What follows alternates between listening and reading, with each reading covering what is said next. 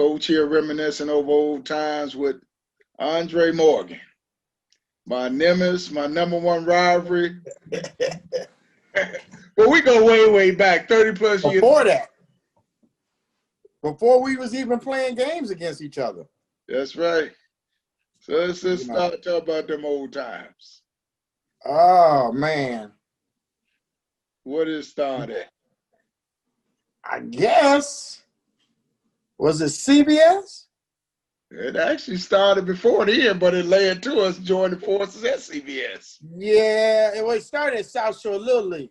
Yeah. Right. Right. And then we graduated up and what I think I had the A's, the Cardinals or something, and you had all kind of teams. I had all kinds of teams. You had all kind of names on them. You had Satchel Paige. We see you had that team with the tan uniforms, the old school Negro League uniforms. Who was that? That was the uniforms I liked too. Probably was the Graves if I had to say off the top of my head. You had all kind of teams. Or whatever it was. All I know is we just called it, we playing Mayden tomorrow. That's what we used to say. I know you had American Legion. You was like the only person black with American Legion. Yeah, well, me that I knew of. Golden and Greggs. Right. Them dudes. We were the three American Legion teams, the only black American Legion teams in the whole state of Illinois, if not the United States. Yeah, and we was playing because I was teamed up with Dennis Bonebreak. Can't never forget Dennis Bonebreak. Yeah, you can't forget Dennis. Dennis, I mean, I know other people think they're great, but could nobody out-recruit Dennis Bonebreak. That dude could find. You definitely could not address Dennis because Dennis can come up with some colors on you now. Well, yeah, he can't. He dressing ain't the thing. That's not important to him.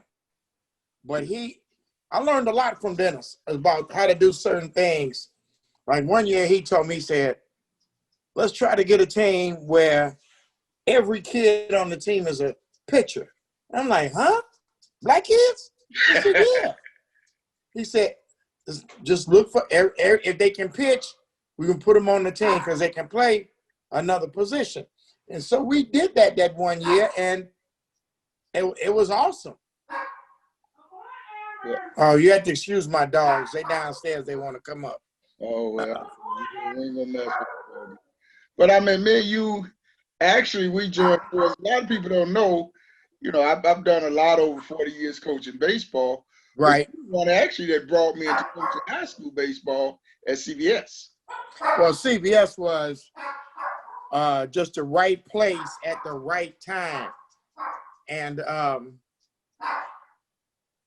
I think because I was coaching in college before I came to CBS. I was coaching at Chicago State with Kevin McRae. And then with I went over to Lewis University. Yeah. And we're talking, that's early 80s, right after like 82, 85. And then that's when you came over at CBS, like you came like 86, 87. Yeah, that 87 season, yeah. Yeah. And when you came over, we used to come, and you had a bus, and we could never get a bus. So you was valuable.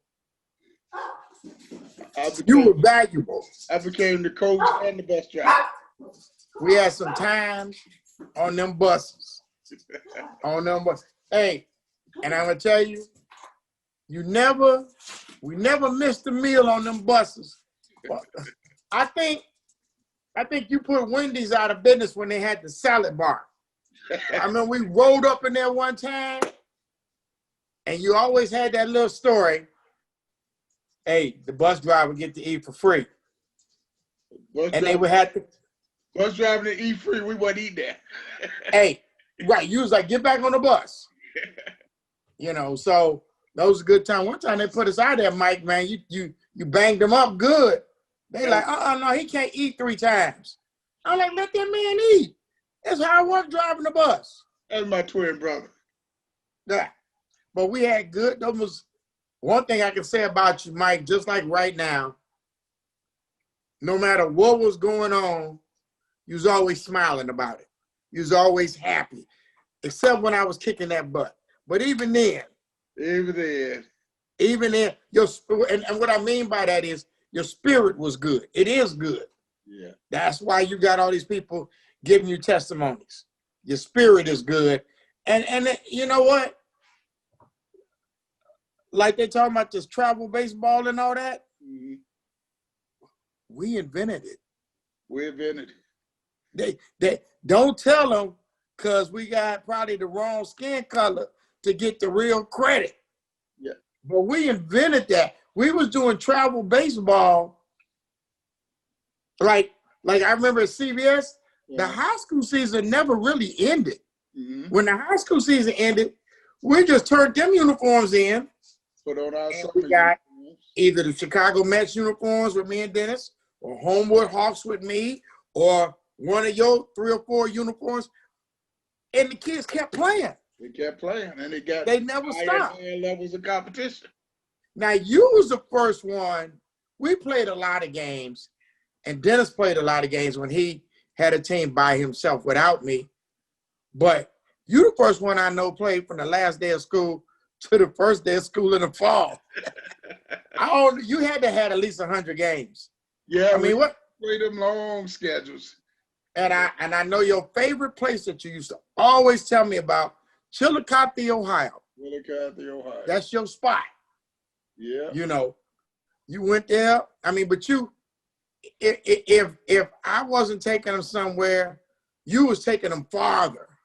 Mm-hmm. And that's what our kids needed, you know, to get out, get away, to travel. You know, it's a big old place outside the Chicago city limits, y'all. A whole nother world. That's what we're exposed Right. to. A whole nother world they weren't used to. And more importantly, as inner city black kids, you didn't see that. You didn't see black. We were the only black faces in town when we went to these places. Oh, it was a problem too.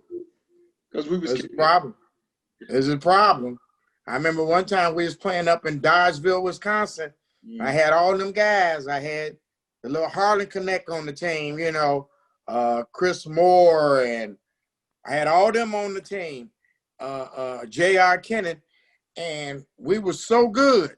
Mm-hmm. I mean, you got Chris Moore throwing 95 and hitting bombs, and so somehow the umpire, now I'm an umpire, but at that time I wasn't, but I never seen nothing like this in my life. He's also the sheriff.